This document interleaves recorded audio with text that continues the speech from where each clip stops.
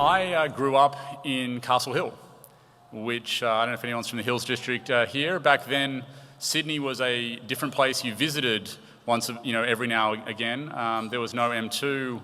You had to catch a bus, a train, and then sometimes we'd meet for pupil-free days at Town Hall and go watch a movie, and that was a really big day excursion.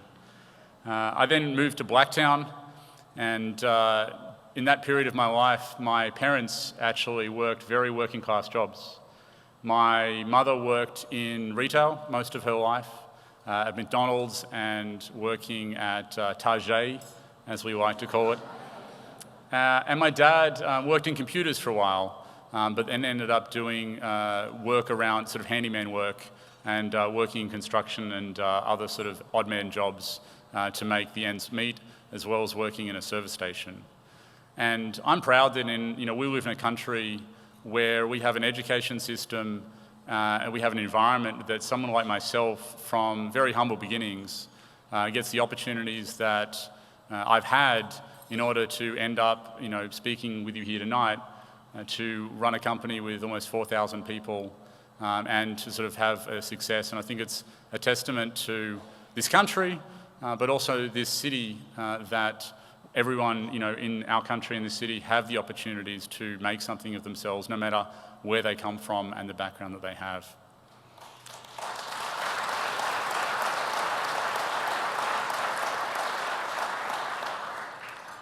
So we're here tonight to celebrate the 50th anniversary of BESydney and the 10th year of the BESydney Global Ambassador Program. But I think what we're really here tonight is because we believe in the prosperity of Sydney. We believe in the prosperity of New South Wales, and we believe in the prosperity of Australia. All of you here are here because you want to make this city, this state and this nation a better place for you and for your children. Now, 20 years ago when I started Atlassian, we had to choose where we wanted to grow our company. And the natural place for us would have been to move to Silicon Valley. That's where many of our customers were. That is where much of the talent that we need even today resides.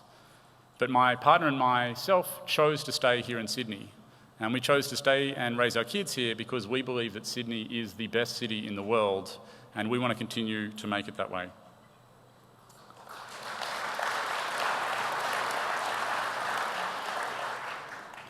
And for us, that means technology jobs. If we want to make sure that our kids have the quality of life that we do, we want to make sure it's a prosperous nation, we need to be creating technology jobs here in Australia. Now, technology has freed Australia from the tyranny of distance. When the first fleet arrived, there was nothing to export back to Britain. We didn't have a spice trade. You couldn't really export lumber. That made no sense. Fruit would spoil.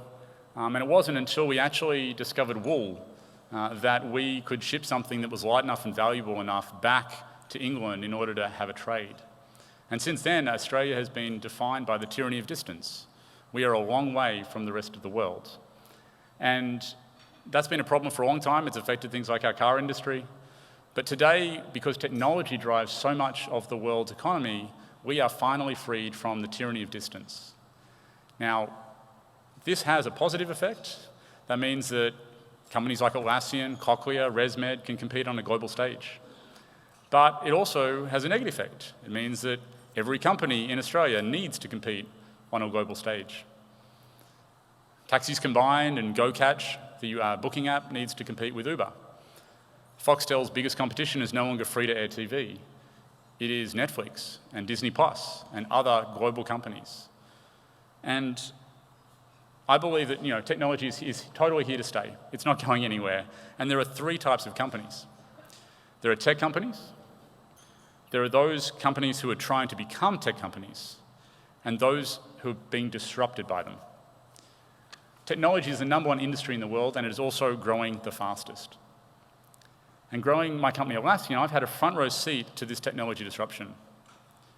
When Mike and I met, we were both studying a scholarship at the University of New South Wales in 2002, and we set our company up literally from our bedrooms, before getting a small office in Kent Street and then moving our office above the sex shop on York Street. I hope none of you know where that is. Awkward silence. Anyway, so we had no money. We bootstrapped ourselves with a $10,000 loan from a credit card.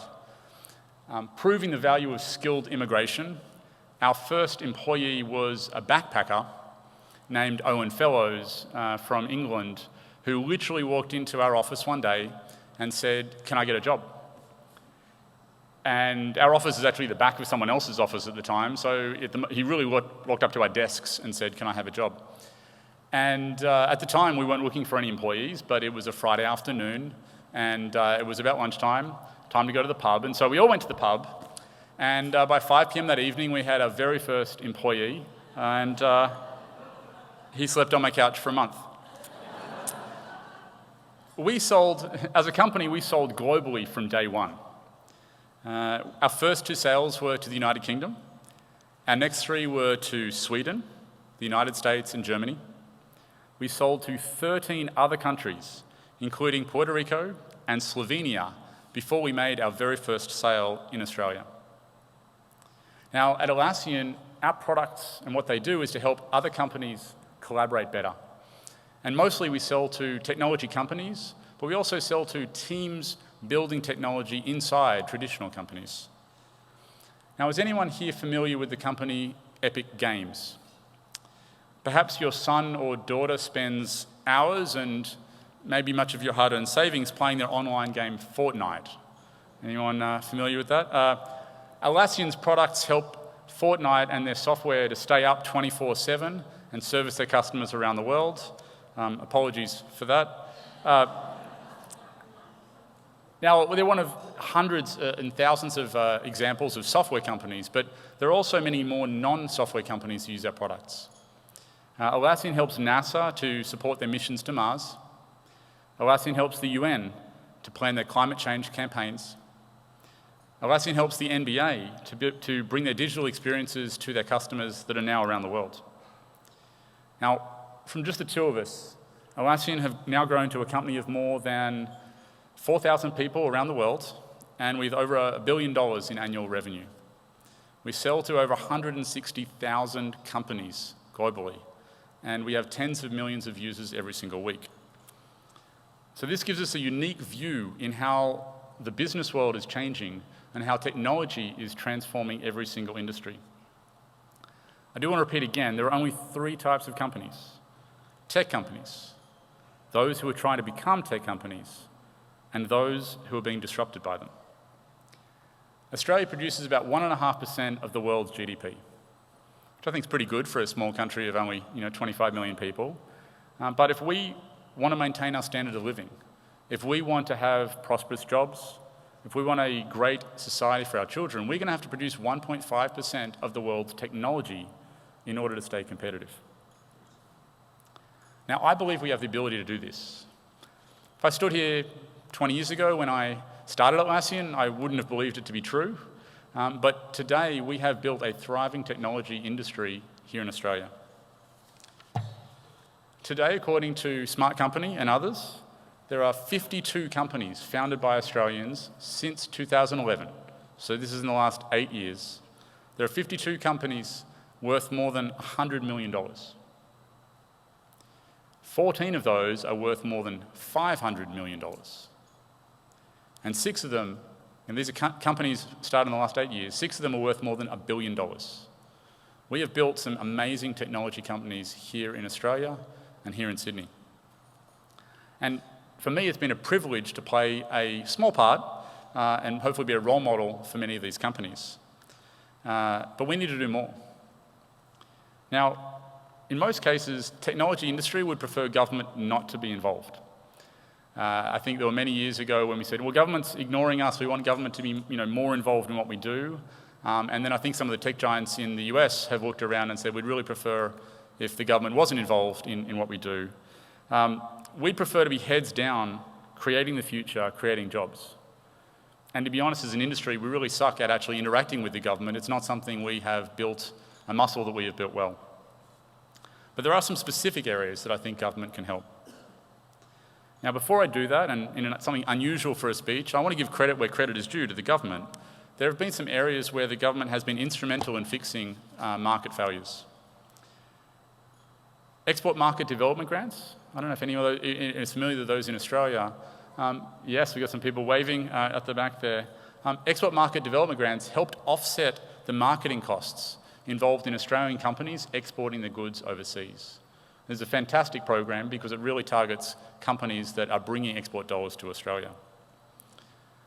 Early stage venture capital limited partnerships. Try saying that at 9:30 at night after a few wines. ESVCLPs, introduced in 2015, they truly resurrected the moribund venture capital industry in Australia. 5 years ago, I would say and recommend to startups that they seek venture capital overseas. Today, I think that we have all the capital we need in Australia, and there is no problem for startups to source their venture funding here in Sydney. And so I think that is a huge achievement from everyone involved, and I'll give a round of applause.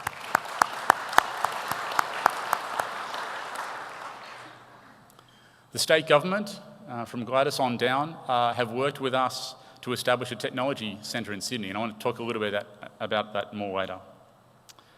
But there are some challenges that remain. Government and business investment in R&D lags other countries.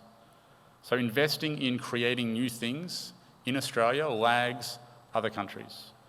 We're the lucky country. That means it hasn't impacted our economy so far because we can dig stuff out of the ground, because people want to come to Australia for conferences, for recreation, for holidays. And so all those things have helped buoy the Atlassian economy. But we need to change that if we want to be competitive in the future. Now, it was interesting, the Federal Treasurer actually called for more business investment in R&D. And Atlassian have been doing this for years, but we think the government should do its bit too.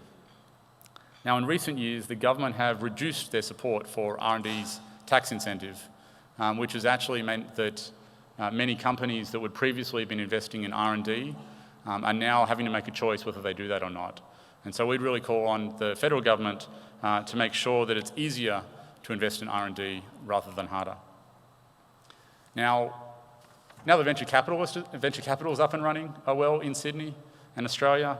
The biggest problem we all face is the shortage of qualified talent, qualified people to help grow these technology businesses that we are starting here. Now, in the short term, we need to make sure that our immigration policies allow us to bring in experienced talent from overseas. If we continue to grow technology sector at a fast pace, which we hope to do, there's no point growing a technology sector at 5% a year. You want to double and triple the technology we have here in Australia. If we continue to do that, we need talented people from around the world to help grow that industry. And my experience at Atlassian is that bringing one experienced person from overseas helps train 12 more of those people here in Australia. Now, we need to import people in the short term, but that's not a long-term fix. The most important priority we have long-term is our education system. We need to give children the opportunity to learn programming concepts as early as possible during their primary and secondary studies. Now, some of you may say that not everyone will be a programmer. That's true. But not everyone who learns English goes on to be a poet. We teach English because communication is a fundamental skill. And similarly, computing in this day and age and understanding technology and how it works is a fundamental skill. Now, I was lucky enough to go to James Roos Agricultural High, a state school, one of the top selective schools in the country. Now, the historic rationale for selective agricultural schools is obvious. Agriculture has long been central to Australia's prosperity. But today, I can make an even stronger case for intense educational focus on developing computational skills. More and more nations are making this a priority. I know that the United Kingdom, Vietnam, and even Estonia, Estonia, are making coding a key part of their education. Now, I want to thank the government for making headway here. We are doing a lot more than we were 5 years ago when we started making this a priority, so I want to thank you for that, but we need to continue to do more and ensure that all of your children get an opportunity to learn the skills that they'll need for the workforce of tomorrow. We need to graduate more students in technology because Atlassian has now more than 1,500 employees here in Sydney. In the past 5 years, we've employed 208 graduates coming out of universities. And I can tell you from personal experience, while we have amazing graduates coming out, we really are taking the lion's share, and we're getting comments from other companies trying to recruit that there are just not enough grads out there. I'm proud to say that next year we're welcoming our biggest ever grad intake of over 100 graduates into Atlassian. And so we're just not graduating enough students in computer science to make sure our technology industry can stay here in Sydney. Now lastly, I would think that every single person in this room believes that place and setting are important. I went to the BESydney website today and it says, "This remarkable city and its people provide the environment needed to generate genuine progress." This remarkable city and its people provide the environment needed to generate genuine progress. And I and Atlassian too believe in the power of place, the power of geography, and the power of community. So that's the vision behind our plan to build a vibrant technology precinct around the viable technology precinct at Central Station, with Atlassian being the anchor tenant. We believe that Sydney has the potential to be one of the world's leading technology cities, and the creation of Tech Precinct sends a loud signal, not just to Australia, but around the world, that we're in a race to take a slice of the world's most valuable market. That's a really exciting place to be.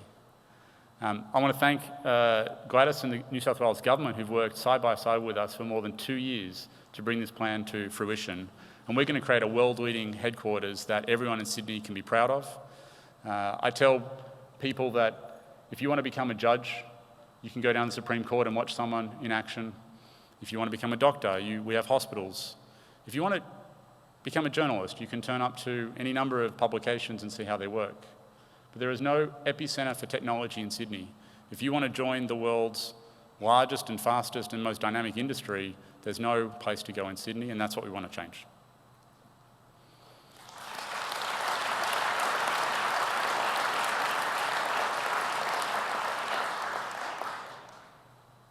One last thing is, given Sydney's hub and spoke transport system, putting our tech precinct at Central ensures that a job in technology is accessible to every single person in Sydney. Whether you live in Surrey Hills, Cronulla, Penrith or Campbelltown, jobs in the tech precinct are accessible for all. So I want to thank the New South Wales Government and the Premier for having the foresight to sponsor this project. It's an exciting vision, and as I said at the outset, everyone here in this room is shared and united by a shared goal, which is to create a prosperous city, state and nation for ourselves and our children, and I'm glad to play a small part of that. Thank you for having me tonight.